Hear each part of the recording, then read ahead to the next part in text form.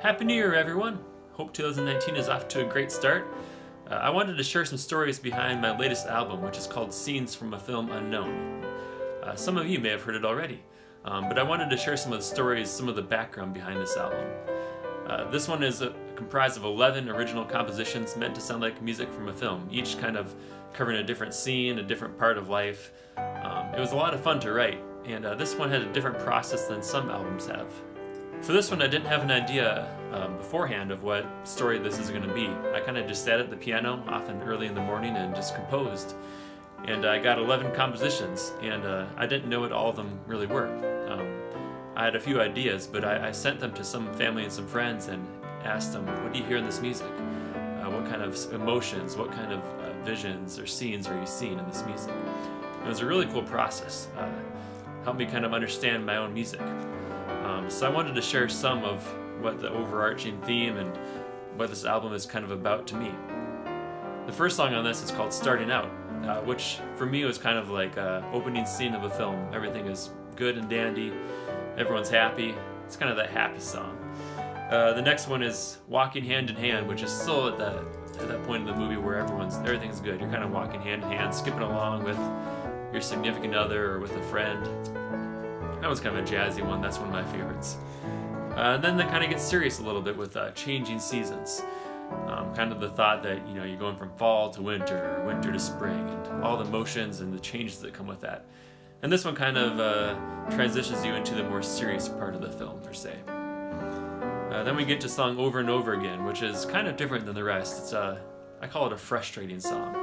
I was kind of thinking of sometimes when you do the same thing over and over again, you get the same result. You try to take a different path and you always end at the same part. It gets really frustrating, kind of depressing. That transitions right into If I Had One More Day With You, which is kind of the tearjerker of the album.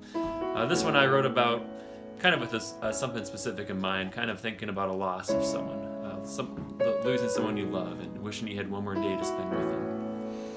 And this one is very serious, but it has a little hope as well. Hope that you'll see them again one day. After that comes It All Comes Back to You, which can have a few different meanings. For me, it's kind of like a end of a relationship.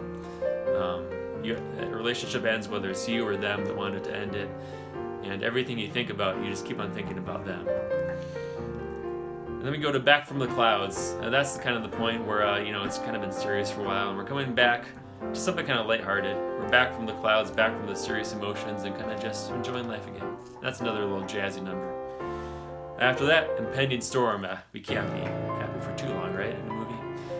This one was a fun one to do. It kind of came together the night of recording. I wasn't too happy with the song, and Kyle, who was helping me record it, I said, "I want you to hit some of these big, loud, low notes," and we had a lot of fun with that one. That one's just a big storm coming in. Everything is kind of going wrong, because that happens sometimes. After that is what I kind of call the winter or the Christmas song of the album, called Falling Snow. The storm is kind of over and you're just having that nice snow coming down. Here in Minnesota and North Dakota where I grew up, we see lots of snow. And it's beautiful, as long as you don't have to drive in it. After that, it's the Streets of Venice.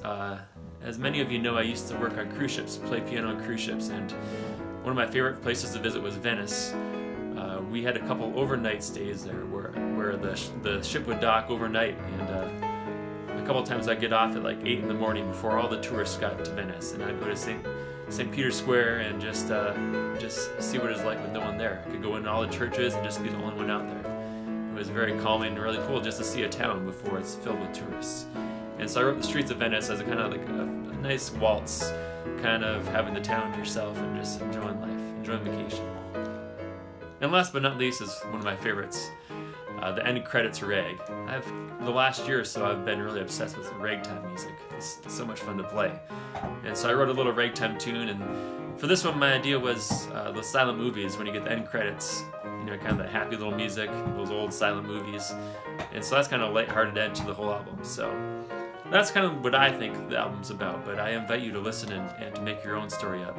And please let me know what that story is. I'd love to hear what you hear in the music, because everyone hears music differently, and it evokes different emotions in everyone, and that's what I love about it. So this album, you can buy physical copies at natehance.com, and I'll even autograph them for you. And if you were into the streaming services, this album is on Spotify, Apple Music, Amazon Music, pretty much everywhere you buy music you can find it. So thank you for listening to the album, and thanks for supporting my music.